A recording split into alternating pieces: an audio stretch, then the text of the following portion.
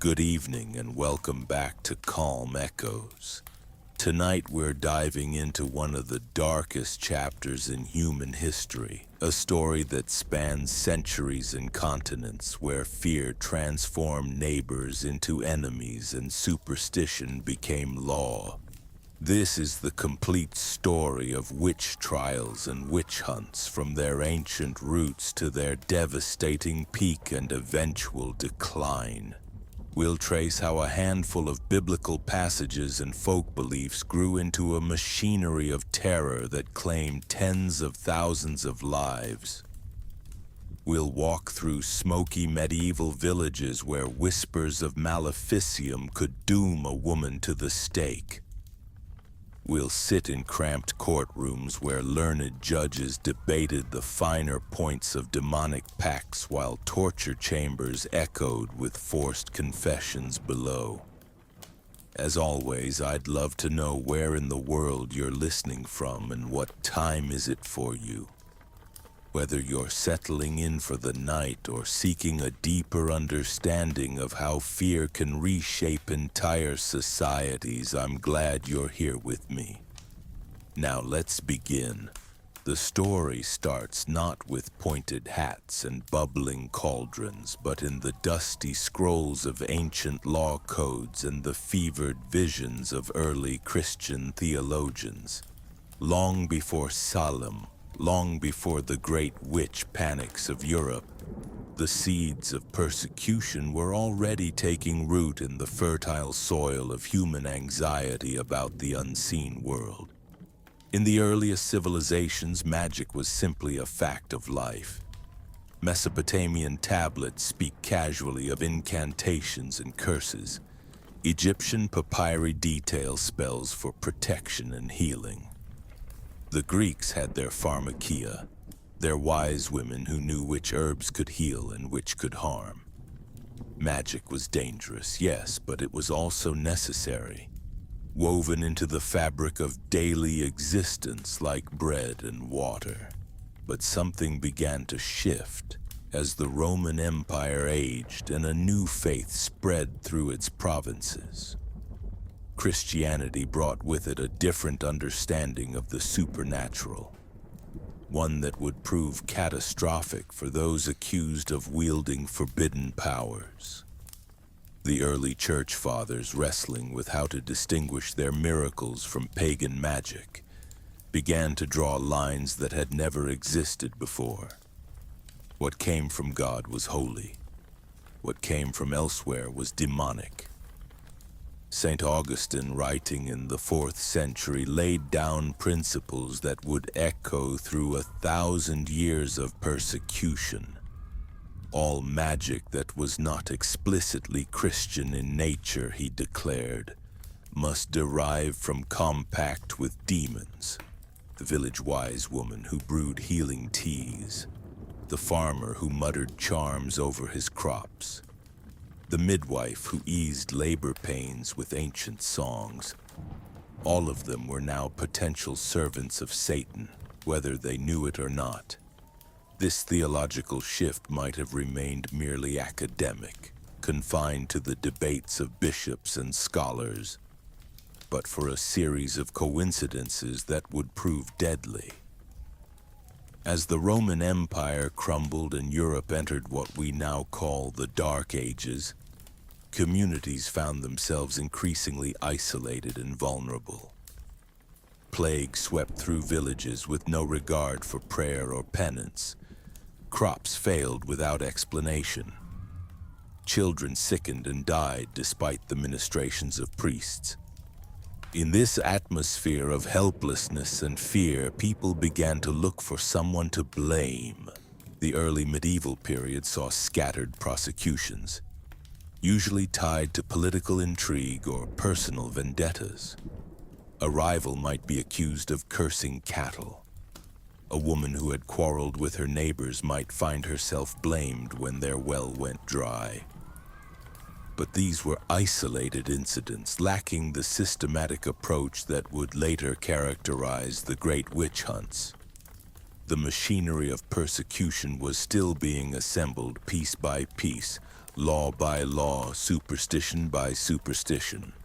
The first major legal framework for prosecuting witchcraft emerged in the Carolingian Empire under Charlemagne.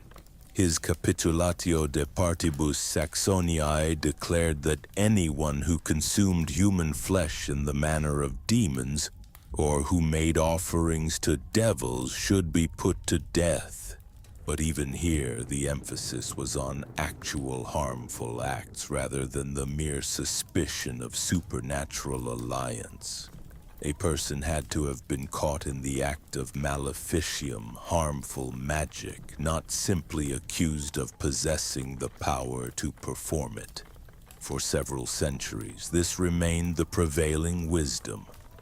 The Canon Episcopi, a church law dating to around 900 CE, actually took a surprisingly skeptical stance toward claims of supernatural power. It dismissed the idea that people could fly through the air with the goddess Diana as mere delusion, the product of dreams and fevered imagination. For a time, it seemed that reason might prevail over superstition. But the medieval mind was not content to leave the supernatural unexplained. As Europe slowly emerged from the chaos of the early Middle Ages, scholars, their understanding of the invisible began to systematize world. Thomas Aquinas, the great theologian of the 13th century, provided a framework that made demonic magic seem not only possible but philosophically necessary. If angels could intervene in earthly affairs for good, he reasoned, then fallen angels could surely do the same for evil. This scholastic approach to the supernatural had profound consequences. What had once been folk belief passed down through generations and varying from village to village now became codified doctrine. The wise woman's herbs were not simply effective or ineffective. They were channels for either divine grace or demonic power. The village cunning man was skilled in traditional, not merely remedies. He was either blessed by God or corrupted by Satan. There was no middle ground, no neutral magic, no healing that was simply human knowledge passed down through generations. As the High Middle Ages progressed, several for widespread persecution. The growth of universities' factors converged to create the conditions provided a class of educated clerks who could read and interpret theological texts, spreading sophisticated theories about demonic compact to remote parishes. The development of more effective administrative systems gave authorities the tools to conduct systematic investigations and maintain detailed records. The rise of the Inquisition created a legal framework specifically designed to root out heresy and heterodox belief. Perhaps most importantly, Europe was experiencing a crisis of confidence. The Crusades had ended in failure, with Jerusalem lost to Saladin and the Holy Land beyond Christian reach. The Black Death had swept away perhaps a third of the population, striking down the pious and the wicked with equal fervor. The Great Schism had divided the Church, with rival popes hurling anathemas at each other from Rome and Avignon. In this atmosphere of apocalyptic anxiety, people began to believe that Satan was making a final, desperate assault on Christendom. The first major witch trial that resembles what we would recognize as a witch hunt occurred in 1428 in the Valais region of Switzerland. A French inquisitor named Claude Tolosan arrived in the valley with a mandate to investigate reports of devil worship. What began as an inquiry into specific accusations quickly spiraled into something far larger. Under interrogation and torture, the accused began to implicate others. Those others, when arrested, named still more accomplices. Within months, the prisons were full and the pyres were burning. The Valais trials established a template that would be repeated across Europe for the next 3 centuries. They demonstrated how accusations could spread like a contagion, how torture could manufacture evidence of elaborate conspiracies, how fear could transform isolated incidents of maleficium into proof of a vast satanic plot. Most significantly, they showed how the new legal procedures being developed by church and secular courts could be turned into engines of destruction. The key innovation was the concept of the Sabbat, the supposed gathering where witches were said to meet with the devil and other demons. This idea transformed witchcraft from an individual crime into a collective conspiracy. A single accused witch was no longer just someone who had cursed a neighbor's cow or brewed a love potion. She was a member of an underground army of Satan, part of a network that stretched across the countryside and perhaps across all of Christendom. The Sabbat gave investigators a framework for understanding otherwise inexplicable events. When multiple people fell ill in a village, it was not coincidence or contaminated water, it was coordinated attack by a cell of devil worshippers. When crops failed across a region, it was not weather or disease, it was sabotage by an organized coven. Every misfortune became evidence of conspiracy, every coincidence proof of supernatural malice. This conspiratorial thinking was reinforced by the legal procedures that had evolved for dealing with heresy. Unlike ordinary criminal trials, which required clear evidence of specific wrongdoing, heresy trials operated on the assumption that the accused was probably guilty and that extraordinary measures were justified to extract the truth. Torture was not only permitted, but recommended based on the theory that the devil would give his servant supernatural strength to resist ordinary interrogation. The use of torture created a vicious cycle that would define the witch trials for centuries to come. Under extreme physical duress, people would confess to anything, including elaborate details about Sabbats they had never attended and demonic pacts they had never made. These forced confessions were then treated as factual evidence, used to justify further arrests and more torture. Each new confession seemed to confirm the existence of the vast conspiracy that investigators had assumed from the beginning. But the accused did not suffer alone.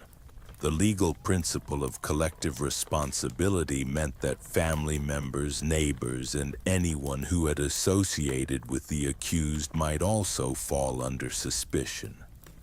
In many trials, investigators specifically asked for the names of other witches, promising lenient treatment to those who cooperated. Even children were encouraged to testify against their parents, their testimony given special credence on the theory that innocence made them particularly sensitive to supernatural evil.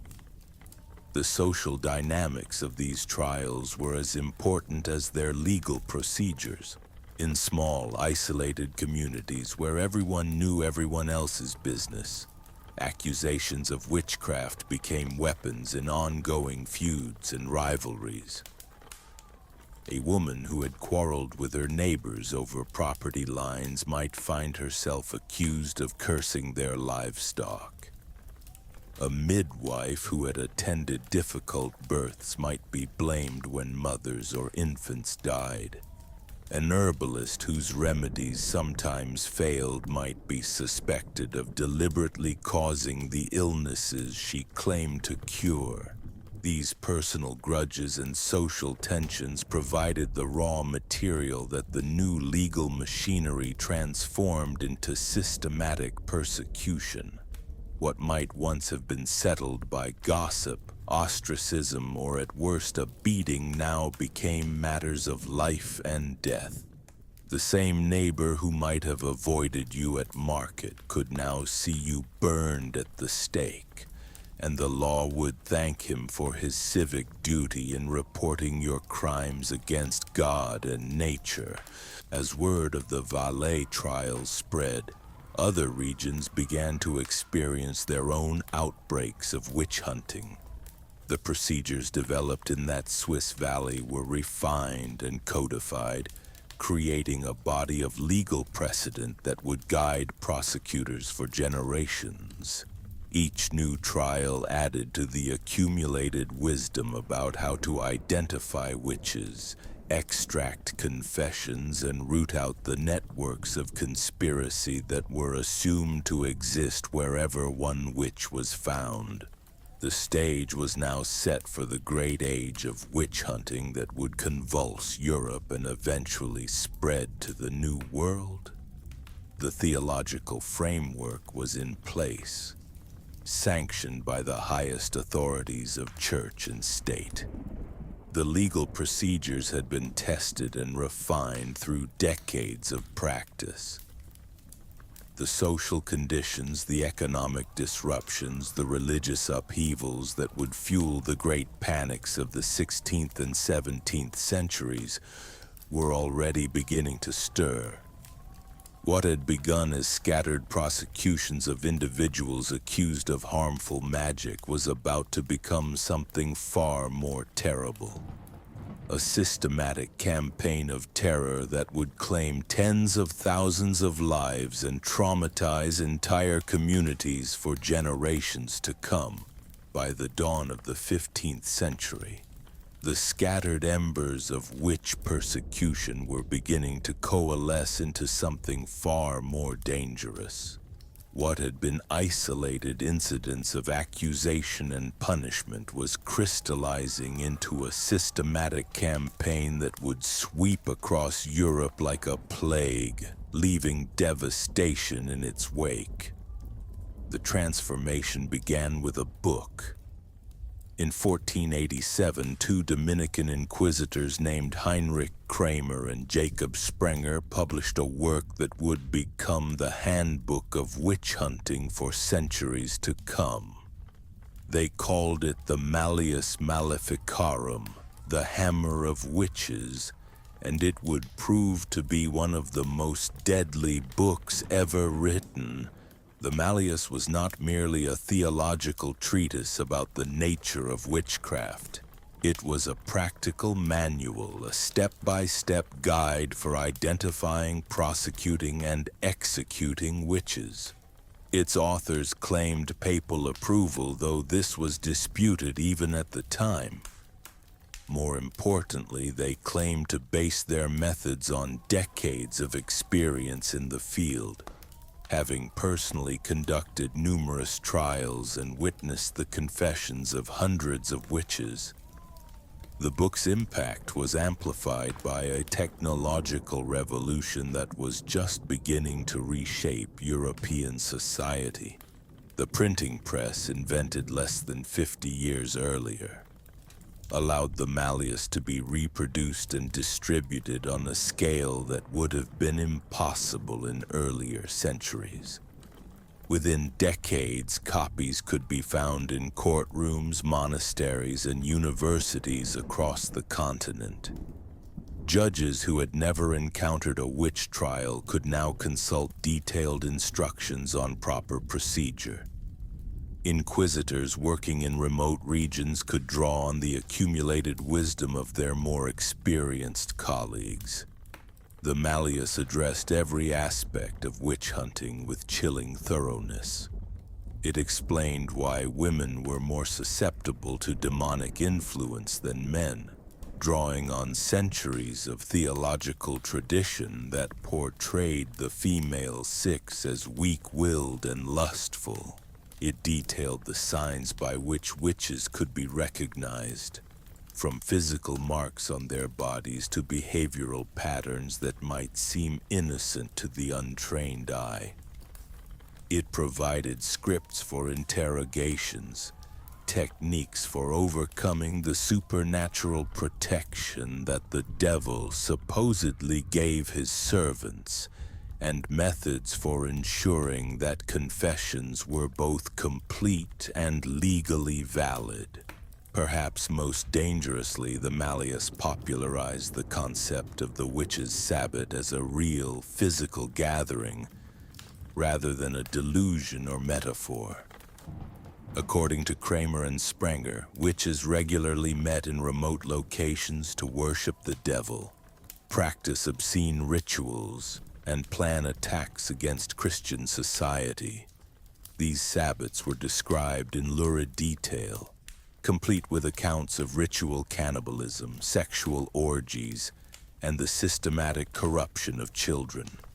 The authors claimed that such gatherings were taking place throughout Europe, hidden from ordinary eyes but revealed through careful investigation and proper application of torture. This vision of organized devil worship transformed the nature of witch hunting in fundamental ways. Individual cases of maleficium, harmful magic directed against specific targets, were now seen as evidence of a vast conspiracy.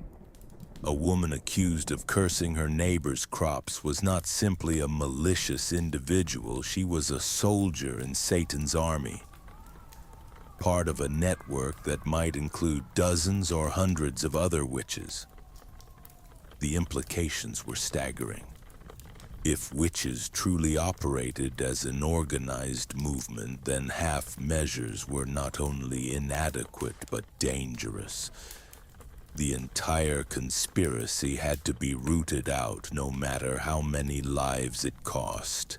The Malleus also provided theological justification for the extreme measures that witch hunting required. The authors argued that witchcraft was not merely a crime against individuals or communities, but a form of heresy that threatened the very foundations of Christian civilization. Witches had renounced their baptism, pledged their souls to Satan, and committed themselves to the destruction of everything holy. In the face of such ultimate evil, any means were justified. Torture was not cruelty, but necessity. Execution was not murder, but justice.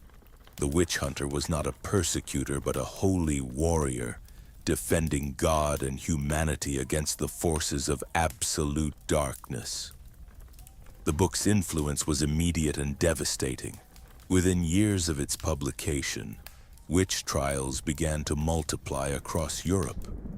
Regions that had seen only scattered prosecutions now experienced waves of arrests. Courts that had been skeptical of witchcraft accusations now embraced the systematic methods outlined in the Malleus. The trickle of executions became a flood. The first major outbreak occurred in the German territories, where political fragmentation and religious tension created ideal conditions for witch hunting to flourish. Unlike the unified kingdoms of France or England, the Holy Roman Empire was a patchwork of competing jurisdictions, each with its own laws and procedures. When a witch panic began in one territory, refugees might flee to the next, only to find that their accuser's influence had preceded them. Local rulers, eager to demonstrate their piety and competence, competed to see who could root out the most witches from their domains. The German witch hunts revealed the full horror of what the new procedures could accomplish. In Würzburg, Prince Bishop Julius Ector ordered the construction of a special prison designed specifically for processing accused witches. The building included multiple torture chambers, holding cells that could accommodate dozens of prisoners, and a courtyard where executions could be carried out efficiently and publicly. Over the course of his reign, Hector was responsible for the deaths of at least 600 people, including his own nephew, who was burned at the stake after confessing under torture to attending sabbats and murdering infants. The scale of destruction in some regions defies comprehension. In the small territory of Bamberg, Prince Bishop Gottfried Johann Georg Fuchs Dornheim presided over trials that claimed nearly 1,000 lives in less than a decade. Entire villages were left virtually empty, their populations either executed, fled, or too terrified to venture outside their homes. The bishop's own chancellor, who had initially supported the prosecutions, eventually found himself accused of witchcraft and was burned alongside the people he had helped to condemn. These German trials established patterns that would be repeated across Europe for the next 2 centuries. They showed how accusations could spread like wildfire once the proper legal machinery was in place. They demonstrated the devastating effectiveness of torture in manufacturing evidence of vast conspiracies. Most importantly, they revealed how witch hunting could become self-perpetuating, with each execution seeming to justify the next and each confession providing new targets for investigation. The methods pioneered in Germany soon spread to neighboring regions. France experienced its own wave of witch trials, though these were somewhat constrained by the more centralized legal system and the skepticism of the Parlement of Paris. Spain and Italy saw fewer prosecutions, partly because the Inquisition there was more interested in pursuing other forms of heresy. But in the fragmented territories of the Holy Roman Empire, in the religiously divided Netherlands, and in the isolated mountain valleys of Switzerland, the fires continued to burn. The witch hunts were not simply a rural phenomenon, though they found their most fertile ground in small, isolated communities where social tensions could easily escalate into accusations of supernatural malice. Cities too experienced their share of trials, often triggered by the same combination of economic stress, social conflict, and religious anxiety that fueled persecution in the countryside. Urban witch hunts tended to be more focused, targeting specific individuals or small groups rather than sweeping through entire populations. But they were no less deadly for being more selective. The victims of these trials came from every level of society, though certain groups were disproportionately represented. Women made up the vast majority of the accused, typically between 70 and 80% in most regions.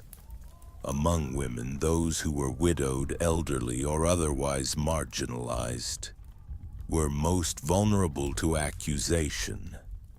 Midwives and healers, whose intimate knowledge of birth and death made them natural suspects when things went wrong, figured prominently in the trial records. So did women who had quarreled with their neighbors, who lived alone without male protection, or who simply failed to conform to accepted standards of feminine behavior. But men were not immune to accusation, particularly when they were seen as leaders or organizers of supposed witch cults. Male witches were often portrayed as the devil's lieutenants, responsible for recruiting female followers and organizing Sabbath gatherings. In some trials, entire families were swept up in the accusations, with husbands, wives, and children all facing the stake together. The legal procedures that governed these trials were a grotesque parody of justice, designed more to confirm predetermined guilt than to establish actual innocence or culpability. The accused were typically held in isolation, deprived of sleep and adequate food, and subjected to psychological pressure designed to break down their resistance. They were stripped naked and searched for devil's marks, unusual moles or blemishes that were taken as proof of their compact with Satan.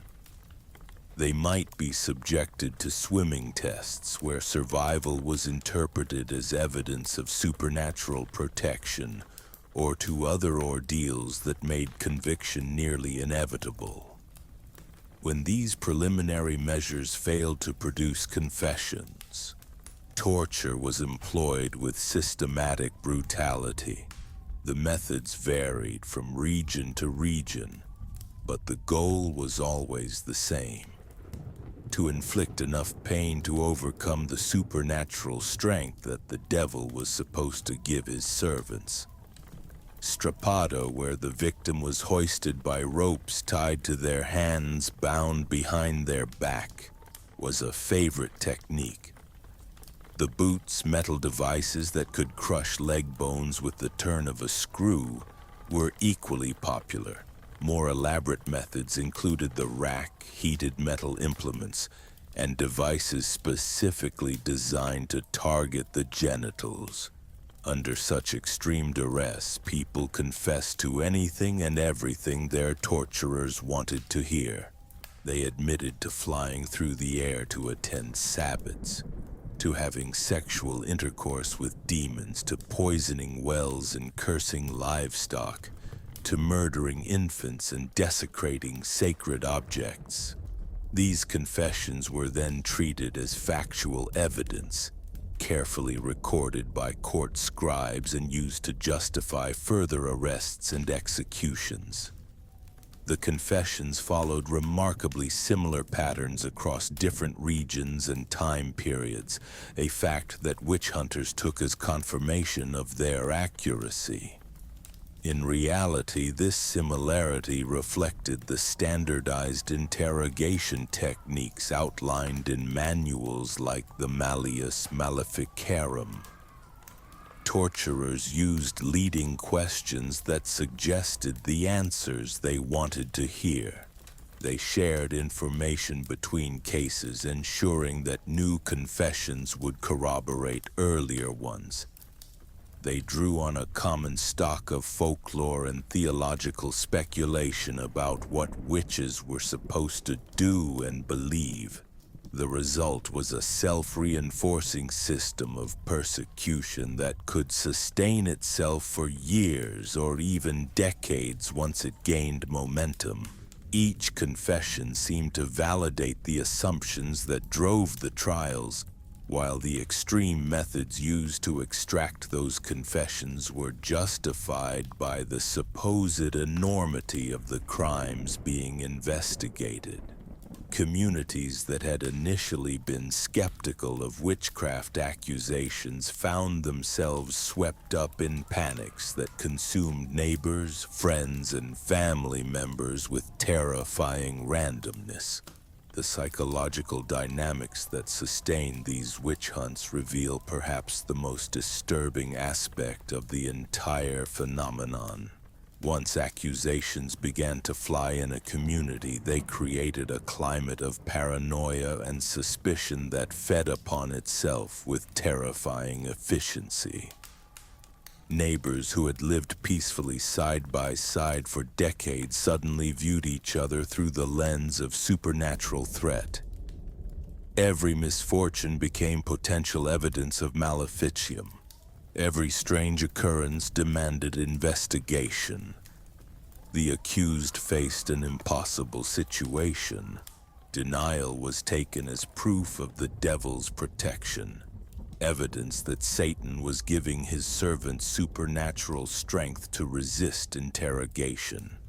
Confession meant death, but it might also mean a quicker end and the salvation of one's soul through repentance. Many chose to confess simply to escape the agony of prolonged torture, hoping against hope that mercy might follow acknowledgement of guilt. But mercy was rarely forthcoming. The logic of the witch hunt demanded that confessed witches be executed to prevent them from corrupting others or escaping to cause further harm. The most tragic victims were often the children caught up in these proceedings. In many trials, youngsters as young as 7 or 8 years old were called upon to testify against their parents, siblings, or neighbors. Their testimony was given special weight, based on the belief that innocence made children particularly sensitive to supernatural evil. Some children, traumatized by the violence they witnessed or desperate to please the adults questioning them, provided increasingly elaborate accounts of Sabbath gatherings and demonic encounters. In several notorious cases, children themselves became the primary accusers, claiming to have been victims of witchcraft or to have witnessed supernatural crimes. The most famous of these occurred in Salem, but similar outbreaks happened across Europe. In Pendle, England, a young girl named Janet Device testified against her own mother, grandmother, and brother, sending them all to the gallows with her accounts of clay image magic and cursing. In Sweden, groups of children claim to have been taken by witches to a supernatural realm called Blåkulla, where they witnessed orgies and devil worship. These child witnesses created a particularly vicious cycle of accusation and counter-accusation.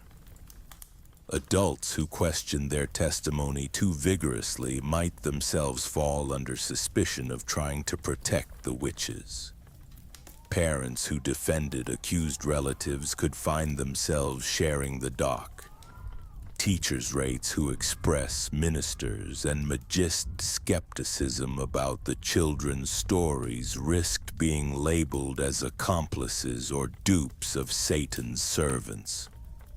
The economic dimensions of witch hunting added another layer of corruption to an already perverted system of justice. In many jurisdictions, the property of convicted witches was forfeit to the state or to the officials conducting the trials. This created a powerful financial incentive for accusations and convictions. Wealthy individuals were particularly attractive targets, as their estates could fund continued prosecutions and enrich the hunters. Some regions developed what amounted to a witch-hunting industry, with professional investigators traveling from town to town, offering their services to local authorities and taking a percentage of the confiscated property as payment. The costs of imprisonment, torture, and execution were typically charged to the accused or their families, creating a system where victims literally paid for their own persecution. Families were billed for the wood used to burn their loved ones, the rope used to bind them, even the meals provided to executioners and court officials. Those who could not pay might find their trials prolonged indefinitely, trapped in prison while their accusers waited for relatives to raise the necessary funds. This commercialization of witch hunting helped sustain the persecutions long after initial religious fervor might have cooled. Professional witch-finders like Matthew Hopkins in England developed sophisticated methods for identifying supposed witches and extracting confessions. They traveled with portable torture devices, trained assistants, and standardized procedures that could be applied in any jurisdiction willing to pay their fees. Hopkins alone was responsible for more executions than any other individual in English history. claiming to have sent over 200 witches to their deaths in less than 3 years. The witch trials also became entangled with broader political and religious conflicts that racked Europe during the 16th and 17th centuries. The Protestant Reformation had shattered the religious unity of medieval Christendom, creating new forms of anxiety about spiritual authority and doctrinal purity. In regions where Catholics and Protestants competed for influence, accusations of witchcraft became weapons in a larger struggle for religious dominance. Catholic authorities might target Protestant communities as hotbeds of heretical practice, while Protestant reformers could point to Catholic rituals as evidence of superstitious devil worship.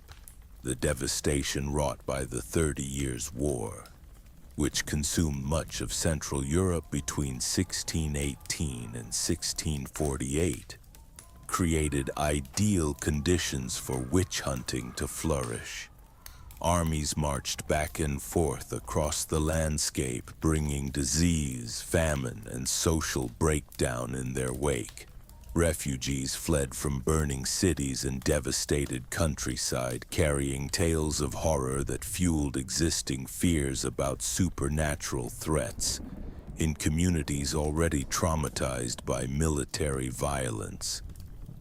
Accusations of witchcraft provided a way to make sense of seemingly random suffering and to identify enemies who could actually be fought and defeated.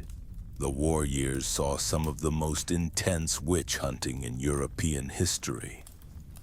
In the German territories where much of the fighting took place, entire regions were depopulated by a combination of military action and witch trials.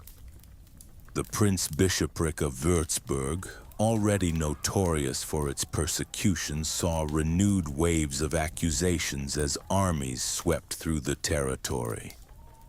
Local records describe villages where only empty houses remained, their inhabitants either fled, killed in battle, or burned as witches.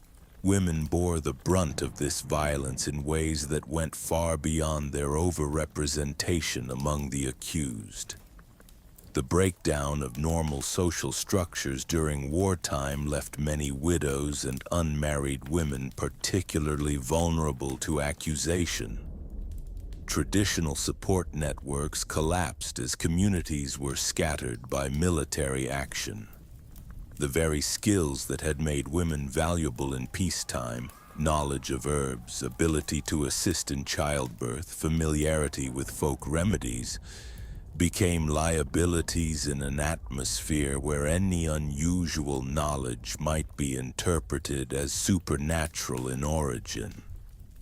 The witch trials also reflected and amplified existing tensions about women's roles in society. The late medieval and early modern periods were times of significant social change, with traditional hierarchies being challenged and reformed. Women who stepped outside conventional boundaries, who practiced trades normally reserved for men, who remained unmarried by choice, who challenged religious or political authority, were particularly likely to face accusations of witchcraft. The trials became a mechanism for policing gender norms and punishing women who transgressed accepted limits. This gendered dimension of witch hunting was not accidental, but was built into the very foundations of witch hunting theory. The Malleus Maleficarum devoted considerable attention to explaining why women were more susceptible to demonic influence than men, drawing on centuries of Christian tradition that portrayed women as weak-willed, lustful, and naturally inclined toward deception. The authors argued that the female sex was inherently vulnerable to Satan's temptations.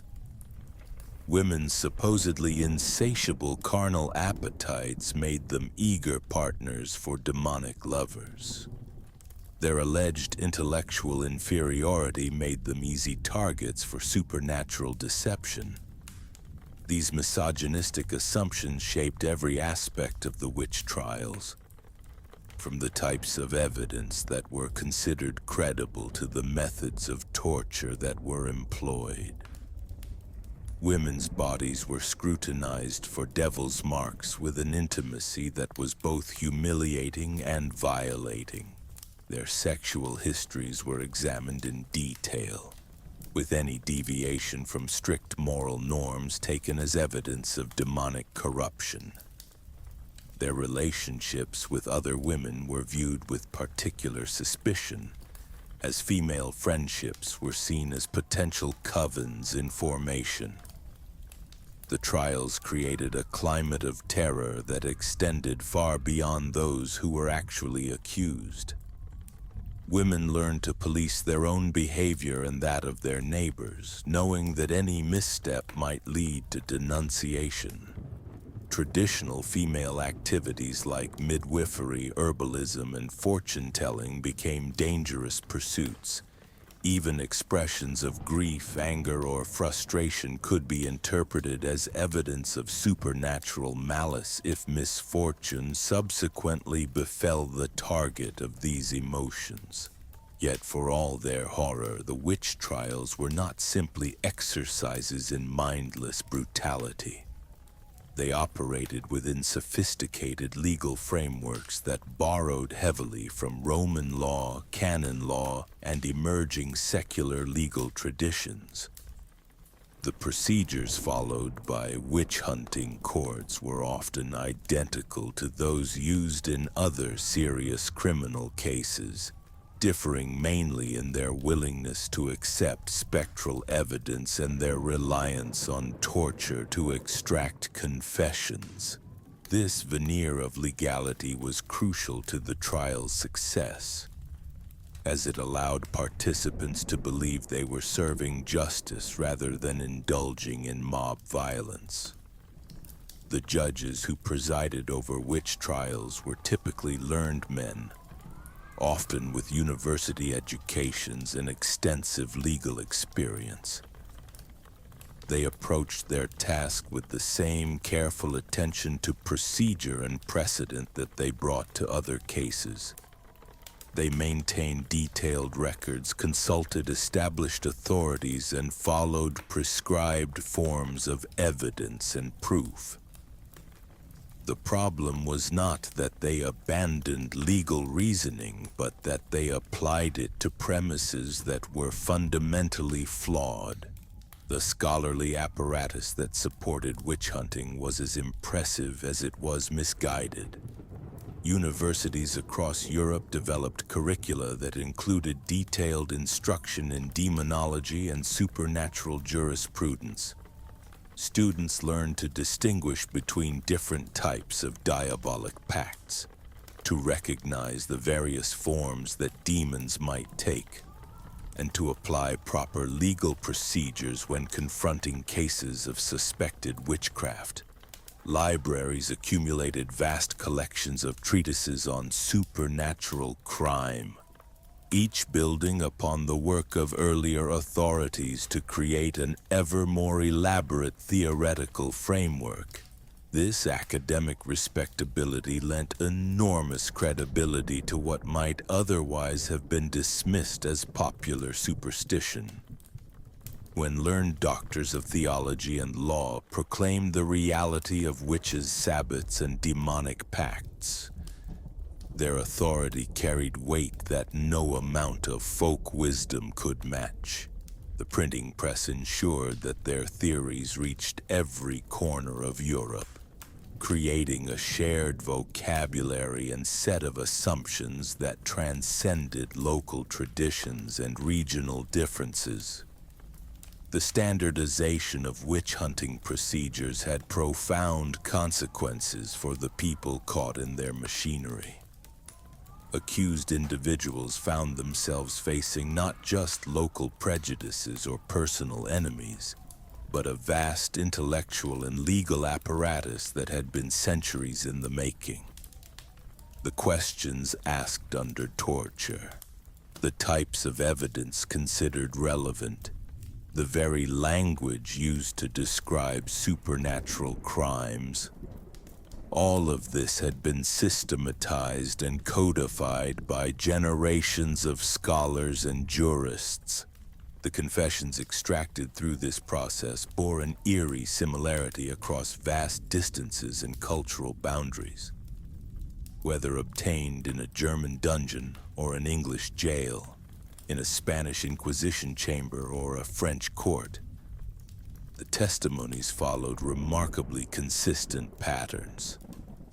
Accused witches described flying through the air to remote gatherings, worshiping the devil in parodies of Christian ritual, engaging in obscene acts with demonic partners, and plotting the destruction of their Christian neighbors.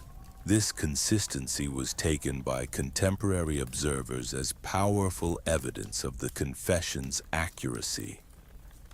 How else, they reasoned, could people who had never met and who lived hundreds of miles apart provide such similar accounts?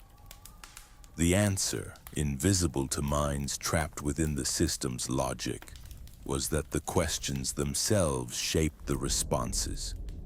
Interrogators working from the same manuals and following the same procedures inevitably elicited the same types of confessions. The Sabbat descriptions that emerged from these trials paint a picture of Christianity turned inside out, a world where every sacred symbol was inverted and every holy ritual corrupted. The devil appeared as a black man or a goat or a grotesque hybrid creature, presiding over ceremonies that mocked the Mass and the sacraments. Witches were said to worship him with obscene kisses, to feast on the flesh of murdered infants, to dance naked in circles while chanting blasphemous parodies of Latin prayers. These lurid details served multiple purposes within the witch-hunting worldview. They provided concrete evidence of the witch's guilt, specific crimes that could be prosecuted under existing laws against heresy and devil worship. They offered explanations for otherwise inexplicable misfortunes, giving communities someone to blame when crops failed or children sickened. Perhaps most importantly, they created a sense of cosmic drama, transforming local conflicts and personal grudges into battles between the forces of good and evil. The psychological appeal of this narrative cannot be overstated. In an age when life was precarious and death omnipresent, when political authority was often weak and social hierarchies were shifting, the witch trials offered certainty. They provided clear answers to complex questions, identifying specific enemies who could be fought and defeated.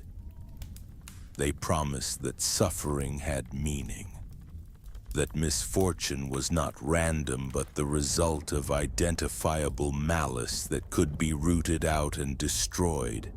This sense of meaning and purpose helped sustain the witch hunts through decades of horror.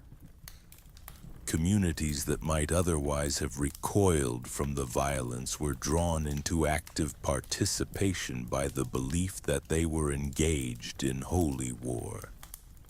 Neighbors informed on neighbors not from mere malice but from genuine conviction that they were protecting their families and their faith. Judges ordered tortures not from cruelty but from the sincere belief that they were uncovering truths that threatened the very foundations of Christian civilization. The trials created their own momentum, generating evidence that seemed to confirm the worst fears of those conducting them.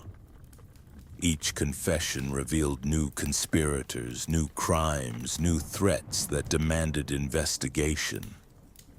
The geographic scope of the supposed witch cult expanded with each interrogation.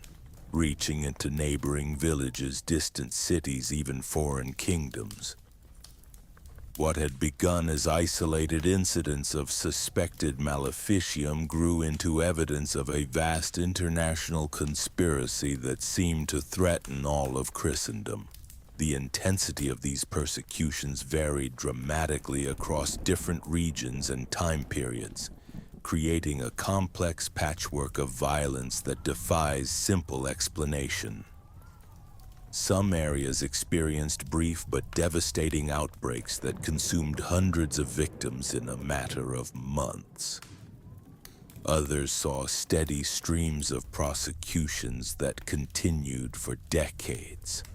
Still others remained largely untouched, their populations somehow immune to the fears that devastated their neighbors. The factors that determined these different outcomes were as varied as the communities themselves. Strong central authority could sometimes limit the spread of accusations, as happened in France, where the Parlement of Paris maintained strict oversight of provincial courts. Religious homogeneity might reduce tensions, while religious diversity often exacerbated them. Economic prosperity could insulate communities from the stresses that fueled accusations, while poverty and hardship created fertile ground for scapegoating. Geographic isolation played a crucial role in many of the worst outbreaks. Mountain valleys, remote islands, and frontier regions where central authority was weak often experienced the most intense persecutions. In these areas, local feuds and personal vendettas could escalate into full-scale witch panics without interference from higher authorities. The absence of alternative explanations for misfortune made supernatural causation seem more plausible. The tight-knit nature of isolated communities meant that accusations could spread rapidly through networks of family and friendship. The seasonal rhythms of agricultural life also influenced the timing and intensity of witch trials. Accusations often peaked during periods of economic stress, when harvests failed or livestock diseases struck. The long winter months, when communities were confined together in close quarters and tensions had time to fester, were particularly dangerous times. Spring brought its own anxieties as farmers worried about planting and weather and the success of the coming growing season. These patterns suggest that witch hunting served functions beyond the mere identification and punishment of supposed supernatural criminals. The trials provided mechanisms for managing social tensions, resolving conflicts, and maintaining order in communities under stress. They offered ways to explain and respond to misfortune that preserved belief in a just and ordered universe. They created opportunities for authorities to demonstrate their competence and piety, showing that they could protect their subjects from both natural and supernatural threats. The economic dimensions of witch hunting grew more sophisticated as the persecutions continued. Professional witch finders developed elaborate fee structures, charging different rates for different services.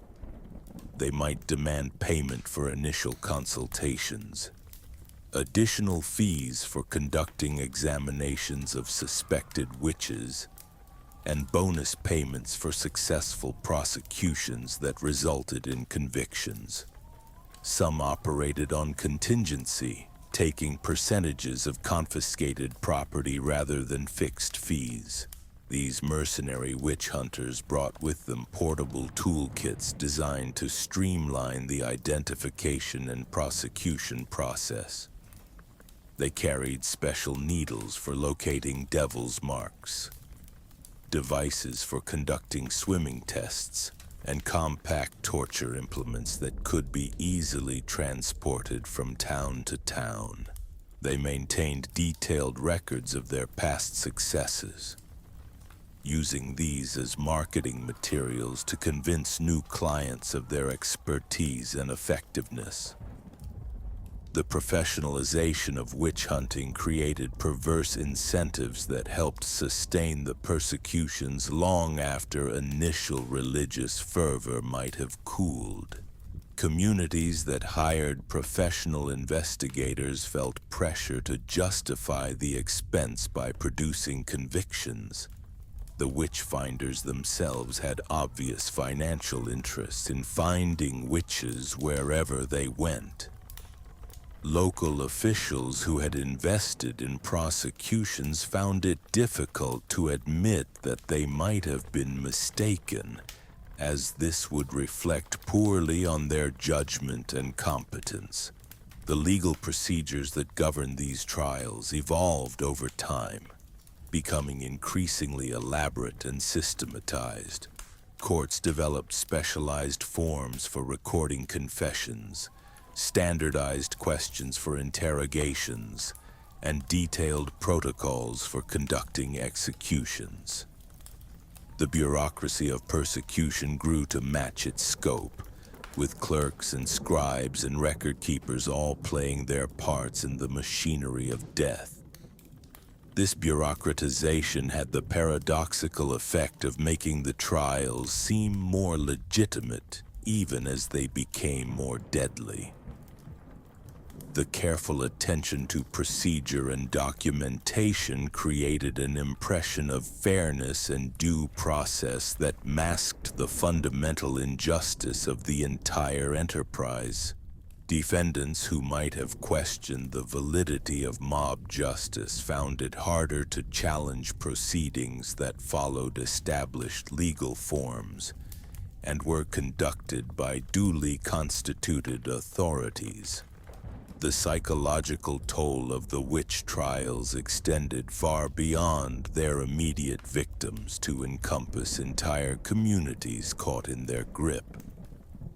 The climate of suspicion and fear that accompanied accusations created lasting trauma that persisted long after the last execution.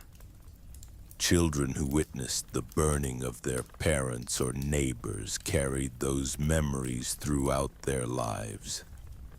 Adults learned to guard their words and actions, knowing that any misstep might lead to denunciation.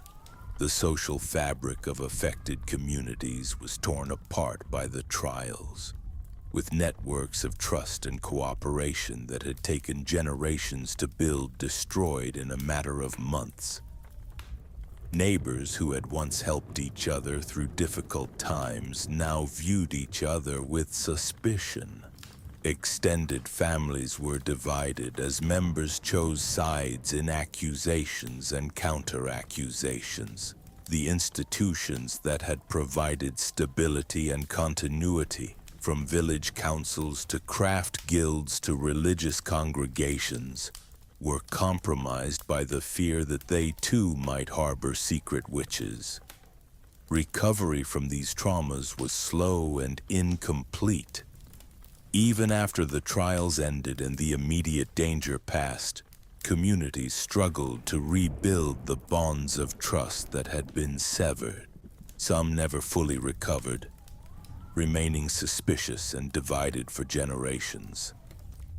Others gradually healed, but the scars remained visible in local folklore, family traditions, and collective memory.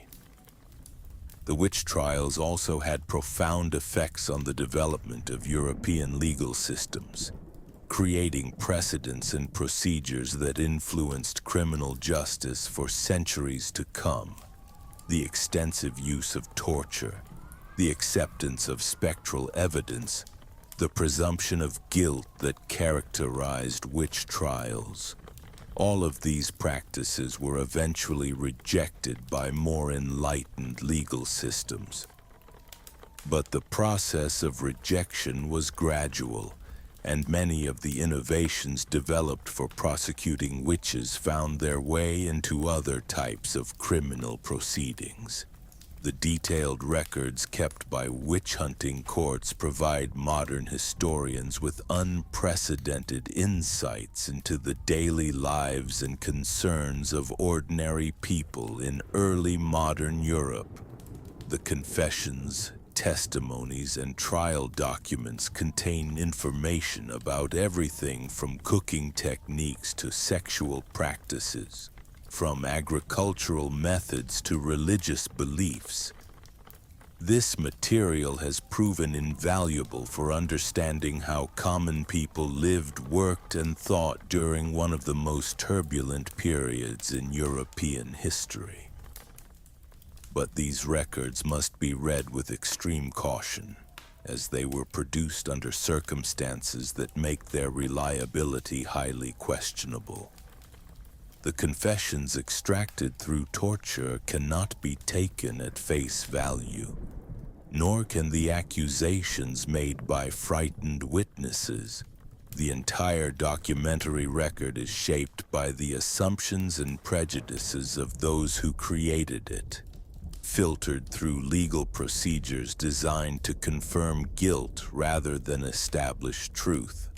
As the 17th century progressed, the intellectual foundations of witch hunting began to show signs of strain. The same scholarly methods that had once been used to prove the reality of demonic pacts were increasingly being applied to question their existence. Natural philosophers began to offer alternative explanations for phenomena that had previously been attributed to supernatural causes. Medical authorities started to diagnose conditions that had once been seen as evidence of witchcraft. The scientific revolution, with its emphasis on empirical observation and rational explanation, created new ways of understanding the world that left little room for demonic intervention in natural processes. The mechanical philosophy promoted by thinkers like René Descartes and Isaac Newton described a universe governed by predictable laws rather than supernatural whims. This new worldview made belief in witches' sabbats and flying ointments seem increasingly implausible to educated observers. Religious changes also undermined support for witch hunting among some groups. Protestant reformers, with their emphasis on scripture alone and their rejection of Catholic traditions, questioned many of the theological assumptions that underpinned witch-hunting theory. Some Protestant denominations developed more skeptical attitudes toward claims of supernatural intervention, preferring to attribute misfortune to natural causes or divine providence rather than demonic malice. The growth of centralized state authority created institutional obstacles to witch hunting in many regions. Professional judges trained in universities were often more skeptical of witchcraft accusations than local magistrates who lacked formal legal education. Appeals courts in major cities frequently overturned convictions handed down by provincial tribunals. Royal governments concerned with maintaining order and protecting their subjects began to impose restrictions on the use of torture and spectral evidence. Economic changes also played a role in the decline of witch hunting. The growth of commerce and manufacturing created new forms of wealth and social mobility that challenged traditional hierarchies. Urban centers offered alternatives to the tight-knit rural communities where witch panics had flourished. The development of insurance and other risk management tools provided practical ways to cope with misfortune that did not require supernatural explanations. Yet the end of the witch trials was not sudden or uniform. Different regions abandoned witch hunting at different times and for different reasons. Some areas saw their last executions in the late 17th century, while others continued prosecutions well into the 18th. A few isolated cases occurred even into the 19th century, though these were exceptional rather than typical. The transition away from witch hunting was often gradual and contested. Communities that had invested heavily in the reality of witchcraft did not abandon their beliefs overnight. Individuals whose careers had been built on identifying and prosecuting witches resisted changes that would make their expertise obsolete. Legal systems that had incorporated witch hunting procedures into their standard practices were slow to reform. The legacy of the witch trials continued to influence European and American culture long after the last execution. The fear of supernatural malice that had fueled the persecutions was channeled into new forms, from ghost stories to Gothic novels to modern horror films. The procedures developed for identifying and prosecuting witches were adapted for use against other supposed enemies of society. The memory of the trials themselves became a cautionary tale about the dangers of superstition and mass hysteria.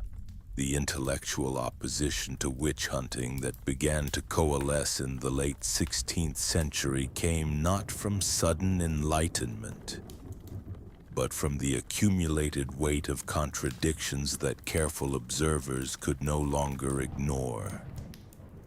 In universities across Europe, scholars who had once devoted their careers to elaborating the theoretical foundations of demonology began to ask uncomfortable questions about the evidence upon which their entire edifice rested.